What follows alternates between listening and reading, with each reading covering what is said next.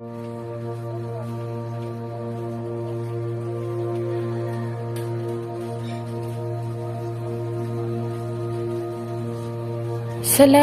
Ama, sa maraming kaibigan, pamilya, at mga mahal sa buhay na inilagay mo sa aking buhay sa pamamagitan ng iyong biyaya. At iniaalay ko sila sa iyo ngayong gabi. Nananalangin na protektahan at pangalagaan mo ang lahat, mga tao sa madilim na oras na ito. Nagpapasalamat kami sa iyo na ang anghel ng iyong presensya ay pumapalibot sa mga may takot sa iyo. At ang aming mga buhay ay nakatago kasama ni Kristo sa Panginoon upang walang makaagaw sa amin mula sa iyong mga kamay at walang kadiliman, panganib sa gabi ang maaaring lumapit sa amin o kami ay saktan dahil ikaw ang aming kuta at kalasag, ang aming kuta at tagapagtanggol. Salamat sa maraming mahalagang pangako na maaari naming ipagdasal para sa ating mahal sa buhay. Makasama ang mga mahal ko ngayong gabi at bigyan ang lahat ng minamahal na tulog na ipinangako mo sa lahat ng iyong mga anak. Hinihiling ko ito sa pangalan ni Jesus. Amen. Awit 121 verse 7. Iingatan ka ng Diyos mula sa lahat ng pinsala, poprotektahan niya ang iyong buhay. Ama, habang nalalapit na kami sa pagtatapos ng isa na namang napakaabalang araw, pinupuri at pinasasalamatan ka namin sa kaloob ng pagtulog at sa kahangahangang paraan na tila hinuhugasan ng mga oras ng gabi ang lahat ng alalahanin at inaalis ang lahat ng mga alalahanin habang kami ay nagpapahinga sa iyo. Salamat na buong kumpiyansa naming naibabawas ang lahat ng alalahanin at ilagay ang lahat ng pasanin sa iyong paanan. Batid na mahal mo kami ng buong pagmamahal at pangangalaga sa amin, sa pangangalaga ng isang ama. Protektahan kami ngayong gabi mula sa lahat ng panganib at liwanagan ang kadiliman ng gabing ito ng iyong perpektong kapayapaan, magandang katahimikan at tahimik na biyaya. Protektahan mo kami, dalangin namin, sa aming madilim na oras, batid na maraming panganib at maraming kasamaan ang maaaring nakaabang sa labas ng aming mga tahanan. Ngunit salamat sa pagiging aming kalasag at aming kaligtasan, aming tagapagtanggol, ang aming bato ng kaligtasan, ang aming pag-asa, maging ang aming lakas. Linisin ang aming mga isipan, aliwin ang aming mga puso, aliwin ang aming mga kaluluwa, at bigyan kaming lahat ng mahimbing na tulog. Kami ay nananalangin sapagkat kami ay iyo at nangako ka na magbibigay sa mga mahal na anak ng Diyos ng mahimbing na tulog sa gabi at nakapagpapanumbalik sa pahinga sa gabi. Nawa ang anghel ng iyong presensya, si Jesus mismo, ay dumating sa paligid namin ngayong gabi at protektahan kami sa ilalim ng lilim ng kanyang mga pakpak. Kaya Ama, ipinagkakatiwala namin ang aming espiritu sa iyong mga kamay at nananalangin na gisingin mo kami sa umaga at nagpapahinga at handang gawin ang iyong kalooban. Ito ang aming hinihiling sa pangalan ni Jesus. Amen. Panginoon, hihiga ako at matulog ng payapa. Dahil ikaw lamang, hayaan mo akong mamuhay ng payapa. Awit 4 verse 8.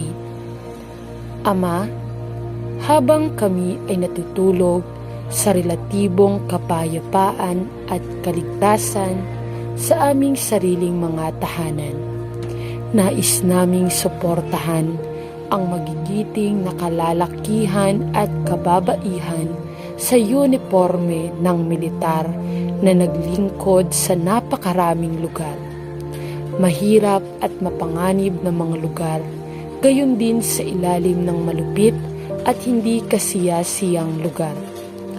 Dalangin namin ang iyong proteksyon at patnubay sa napakalaking hamon na kanilang kinakaharap, habang nagsusumikap silang protektahan ang ating bansa at mapanatili ang kapayapaan at seguridad sa iba't ibang sitwasyon natin.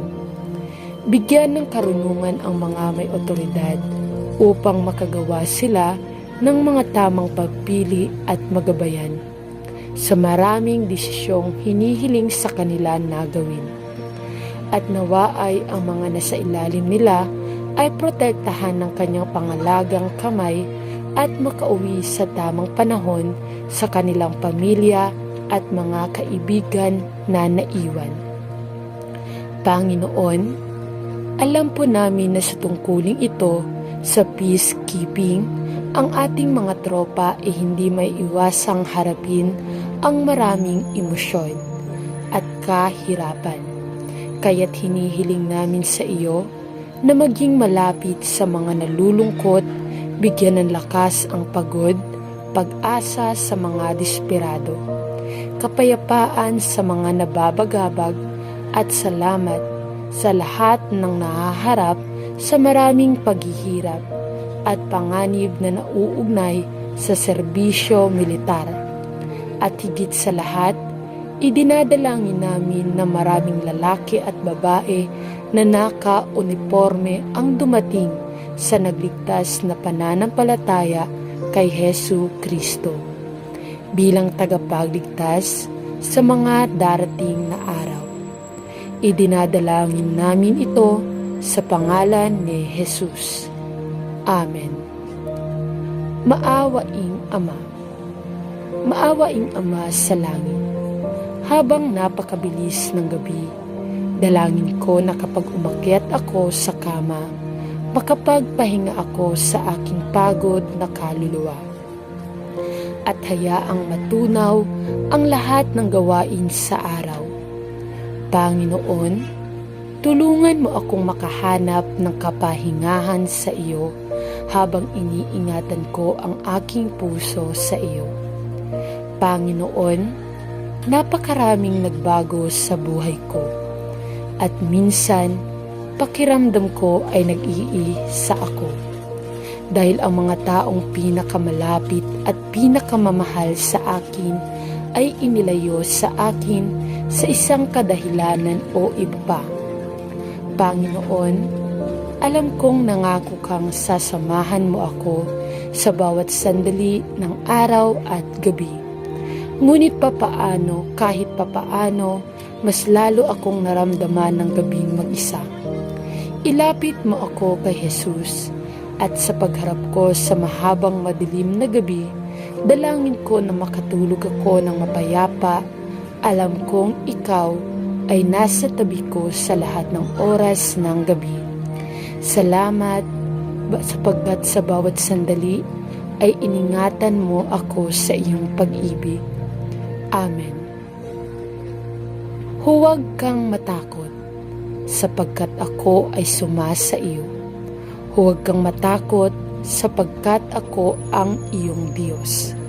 Palalakasin kita, tutulungan kita, pipigilin kita mula sa aking tuwid na kanan.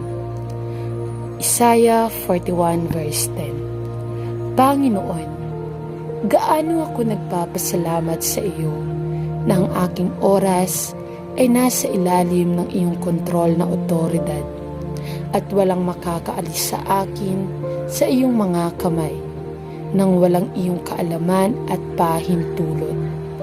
Salamat sa pag-alam sa araw na ito ay naging isang pagpapala at kagalakan sa akin.